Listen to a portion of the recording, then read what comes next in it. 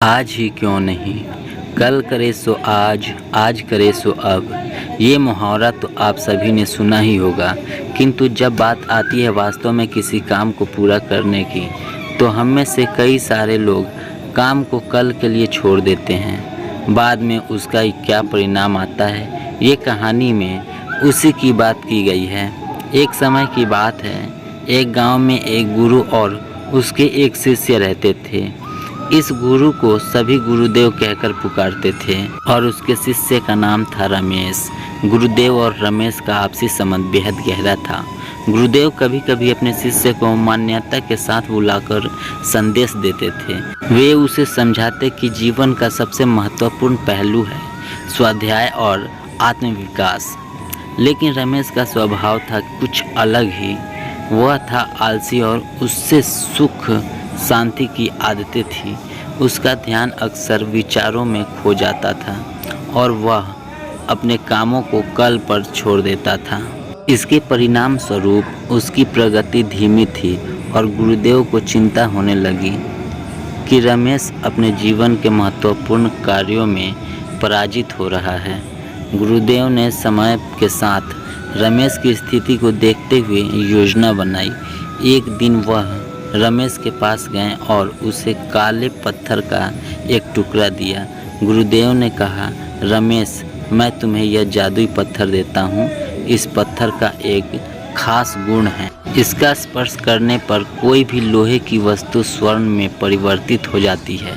परंतु ध्यान दो, तुम्हारे पास इस पत्थर का उपयोग करने के लिए केवल 2 दिन का समय है। दूसरे दिन मेरे पास इसे लौटाना होगा।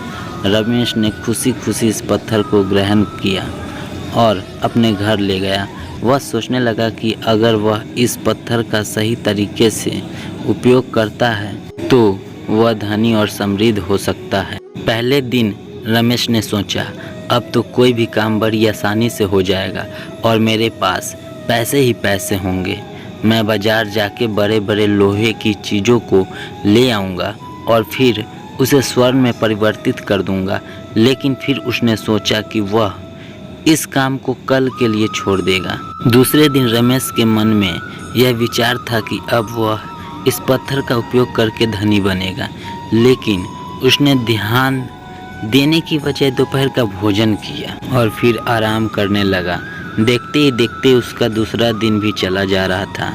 सूर्यास्त के समय जब वह जल्दी जल्दी बाजार की तरफ भागने लगा, तब उसने देखा कि गुरुदेव अपने दूसरे शिष्य के साथ बात कर रहे थे। रमेश ने उसके पास जाकर विनम्रता के साथ कहा, गुरुदेव, क्या मैं इस पत्थर को और एक दिन के लिए रख सकता हूँ? मेरे पास आज समय नहीं था। गुरुदेव ने मुस्कुराते हुए कहा, रमेश, तुम यह टुकड़ा और एक दिन के लिए नहीं रख सकते हो। मैंने तुम्हें पहले ही बताया था कि तुम्हें मुझे 2 दिन के बाद ये टुकड़ा वापस देना पड़ेगा। रमेश के बहुत मनाने के बावजूद भी उसके गुरुदेव नहीं माने। रमेश ने गुरुदेव के संदेश को समझ लिया। उसे यह सीख मिली कि सफलता के लिए समय पर काम करना और आलस्य को दूर करना जरूरी होता है। उसने निश्चय किया कि वह आलस्य को त्याग कर अपने लक्ष्य की प्राप्ति के लिए प्रतिबद्ध रहेगा। इस कहानी से हमें यह सीखने को मिलता है कि सफलता के लिए समय पर काम करना और आलस्य को त्यागना जरूरी होता है। हमें अपने लक्ष्य की प्राप्ति के लिए सतत प्रयास करना चाहिए और समय का महत्व समझना चाहिए। आलस्य से बचकर हम अपने जीवन में सफलता प्राप्त कर सकते हैं। ये छोटी सी कहानी आपको समझ आया हो तो लाइक ज़रूर करें। धन्यवाद।